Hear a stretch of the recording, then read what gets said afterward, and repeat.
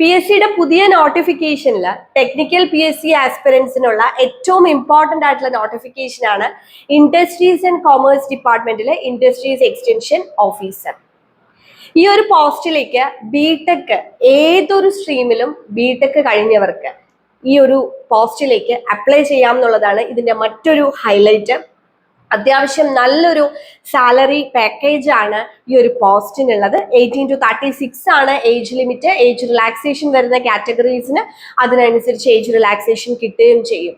അപ്പൊ ഈ ഒരു പരീക്ഷയുടെ പ്രത്യേകത എന്ന് പറഞ്ഞു കഴിഞ്ഞാൽ എല്ലാ ഡിപ്പാർട്ട്മെന്റുകാർക്കും എഞ്ചിനീയറിംഗ് കഴിഞ്ഞവർക്ക് അപ്ലൈ ചെയ്യാമെന്ന് പറയുമ്പോൾ ഇതിന്റെ സിലബസിനും ചില പ്രത്യേകതകളുണ്ട്.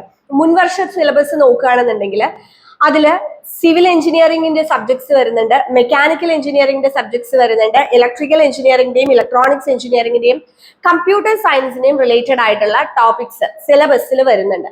അപ്പൊ അതുകൊണ്ട് തന്നെ എല്ലാ ഡിപ്പാർട്ട്മെന്റുകാർക്കും ഒരേപോലെ ആയിരിക്കും ഒരു കോമ്പറ്റീഷൻ ലെവൽ വരിക.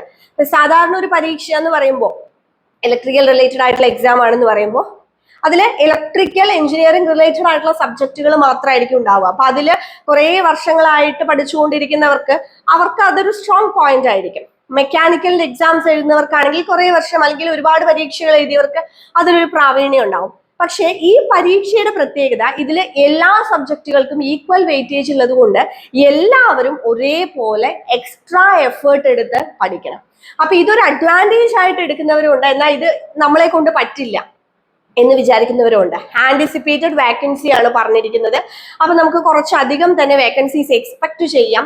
നല്ല രീതിയിൽ കൃത്യമായി പ്രിപ്പയർ ചെയ്ത് കഴിഞ്ഞാൽ നമുക്ക് ഈ ഒരു എക്സാം നല്ല രീതിയിൽ ക്രാക്ക് ചെയ്തെടുക്കാനും നല്ലൊരു റാങ്കിലേക്ക് എത്താനും സാധിക്കും. അപ്പൊ പ്രത്യേകം ശ്രദ്ധിക്കേണ്ട എന്താന്ന് വെച്ച് കഴിഞ്ഞാൽ ഇപ്പോൾ ട്രിപ്പിൾ കഴിഞ്ഞവരാണെങ്കിൽ അവർക്ക് ഒരു പക്ഷേ ഇലക്ട്രിക്കൽ ഇലക്ട്രോണിക്സ് സബ്ജക്റ്റുകൾ അത്യാവശ്യം അറിയും. അപ്പൊ സിവിലിനും മെക്കാനിക്കലും കമ്പ്യൂട്ടർ സയൻസ് റിലേറ്റഡ് ആയിട്ടുള്ള സബ്ജക്റ്റുകൾ കൂടുതൽ ഇമ്പോർട്ടൻസ് എടുത്ത് അവർ പഠിക്കും. മെക്ക അല്ലെങ്കിൽ സിവിലൊക്കെ കഴിഞ്ഞവർ അതാത് ഡിപ്പാർട്ട്മെന്റിലുള്ള സബ്ജക്ട്സ് അവർക്ക് ഈസി ആയിരിക്കും. മറ്റുള്ള സബ്ജക്റ്റുകൾ പഠിക്കാൻ ഒരു പക്ഷേ ബിടെക്കിനൊന്നും ആ സബ്ജക്റ്റുകൾ നമ്മൾ കാര്യമായി പഠിച്ചിട്ടുണ്ടാവില്ല. പുതിയതായിട്ട് നമ്മൾ പഠിച്ചെടുക്കണം. അപ്പൊ അതിനുള്ള ഒരു എക്സ്ട്രാ എഫേർട്ട് ഇത് എല്ലാ സ്റ്റുഡൻസും ഈ എക്സ്ട്രാ എഫേർട്ട് എടുക്കണം എന്നുള്ളതാണ്. അപ്പൊ കൃത്യമായി ആര് എഫേർട്ട് എടുക്കുന്നോ അവർക്കായിരിക്കും ഇതിന്റെ ഒരു അഡ്വാൻറ്റേജ് കിട്ടുക. അപ്പൊ ലേണിനോല് നമ്മൾ ഇതിന്റെ കോഴ്സ് സ്റ്റാർട്ട് ചെയ്തിട്ടുണ്ട്. പ്രീവിയസ് ഇയർ സിലബസ് ബേസ് ചെയ്തുകൊണ്ടാണ് നമ്മളിപ്പോ ക്ലാസ്സുകൾ അപ്ലോഡ് ചെയ്തിരിക്കുന്നത്. അപ്പൊ കൃത്യമായി തന്നെ അത് ഫോളോ ചെയ്ത് പഠിക്കാം.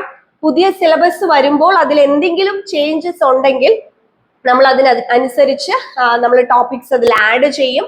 പുതിയ സിലബസ് വന്നു കഴിഞ്ഞാൽ കൃത്യമായി സ്റ്റഡി പ്ലാനോട് കൂടി നമ്മൾ ഡെയിലി ടോപ്പിക്സ് റിവിഷനും ക്ലാസ്സുകളും ചെയ്യാറുണ്ട്. നമ്മുടെ മറ്റെല്ലാ കോഴ്സിലും ചെയ്യുന്നത് പോലെ ലെക്ചേഴ്സും MCQസും സ്റ്റഡി മെറ്റീരിയൽസും മോക്ക് ടെസ്റ്റും എല്ലാം തന്നെ എക്സാം ആവുമ്പോഴത്തേക്കും നിങ്ങൾക്ക് നമ്മൾ പ്രൊവൈഡ് ചെയ്യുന്നതായിരിക്കും. അപ്പൊ ഏറ്റവും മികച്ച കോച്ചിങ്ങിനായിട്ട് ലേണിനോ ആപ്പ് ഡൗൺലോഡ് ചെയ്യാം. ഈ എക്സാമിനും അതേപോലെ തന്നെ ഇതോടൊപ്പം തന്നെ മറ്റ് ചില ടെക്നിക്കൽ പരീക്ഷകളുടെയും നോട്ടിഫിക്കേഷൻ പുതിയ വന്ന നോട്ടിഫിക്കേഷനിലുണ്ട്. അതിന്റെ ഡീറ്റെയിൽസ് ഞാൻ ഉടനെ തന്നെ ഒരു വീഡിയോ ചെയ്യുന്നതായിരിക്കും. അത് കാണാം.